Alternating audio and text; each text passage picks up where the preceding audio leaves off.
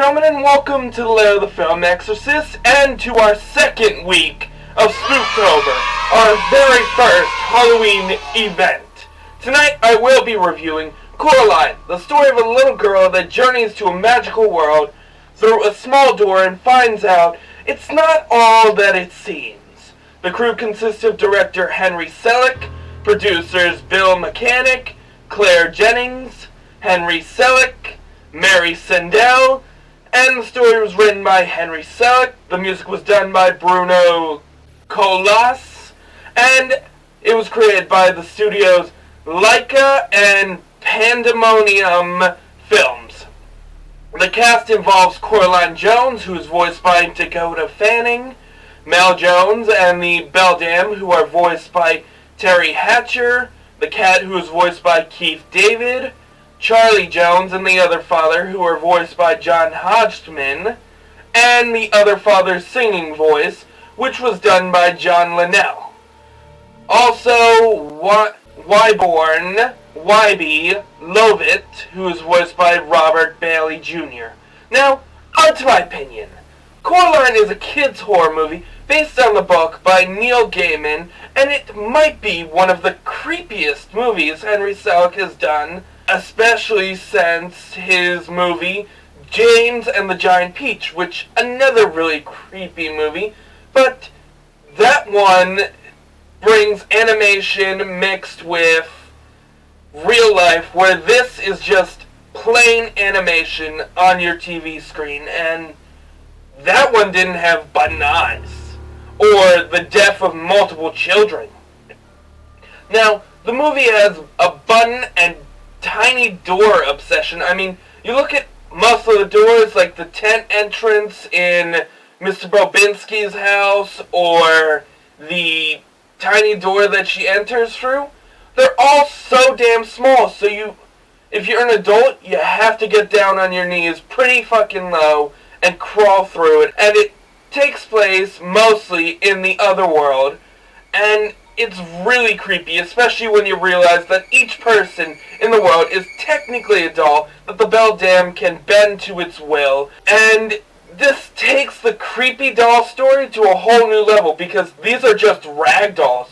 And you watch the Wyborn from the other world get all this shit done to him. The father, similar to Wyborn, he has his mouth sewn shut, and he's just forced to do all these terrible things when he's around Coraline, especially close to the end. And on top of this, throughout most of the movie, the Beldam tries her hardest to bait Coraline into becoming her next doll, or daughter, which accumulates into a game of wits between the two, as the Beldam brings the entire world down on Coraline just because she wants to leave, and just because the Beldam is hungry for more child souls. Personally, I love how close to Alice in Wonderland the story is, from the talking cat and the Imagination Land and the little door, which is almost like a rabbit hole, and the Beldam, who can easily compete with the Red Queen, despite not having a head fetish like the Red Queen. Speaking of the cat, I find him to be a great representation of Coraline's conscience, almost like Jiminy Cricket with Pinocchio, and he's a helpful companion during the scavenger hunt, but most of all, I love how snarky and clever he is when speaking with Coraline, and another thing I like is how creepy and ruthless the Beldam can get after Coraline refuses the buns, and just the look of her character, which we actually witness in the first few minutes of the movie when we watch her metallic needle-like hands as she redesigns the doll to look like Coraline. We also meet her again, but this time as the other mother form, which she appears in throughout most of the movie. And lastly, the creepiest of all, her true form, which is darker and more spider-like than the others. Lastly, I'm in love with the concept of the real world being portrayed as this gray, foggy place with barely anyone around except for the residents of the Pink Palace and Wyborn, compared to the magical world, which has all these bright colors and many interesting creatures and multiple inventions created by the other father, and it just shows the perspective that many have of the real world so perfectly. I mean, I find the real world to be boring, and I wouldn't mind seeing a little more color like the Beldam's world. And now, for the bad part. The first thing I was disappointed in was how Coraline's parents seemed so neglectful of her, and when they tried to relate to her, it felt so lackluster, even if they had good intentions. The other thing I really don't like was how Coraline was portrayed as a very spoiled child who wants everyone to listen to her and cater to her whims without having to worry about what others might be going through, like Wyborn, who tries to befriend her, and she treats him like a bothersome little brother when he's just trying to make the best of his environment.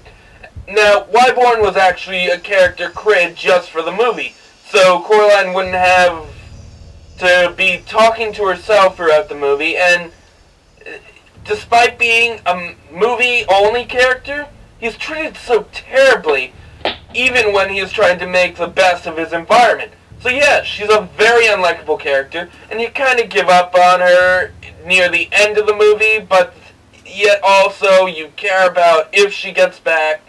Still, I don't like her. So with all the amazing side characters and jaw-dropping elements of the two worlds, and the story created by Henry Selick and Neil Gaiman, I'm happy to rate this brilliant film a 6 out of 10, and I recommend it to anyone looking for an entertaining or creepy film to watch with your kids, even if you're not into that animation scene like most are. So next week, we will be hopping back to the anime realm with the anime equivalent of Final Destination, mixed with elements of The Sixth Sense.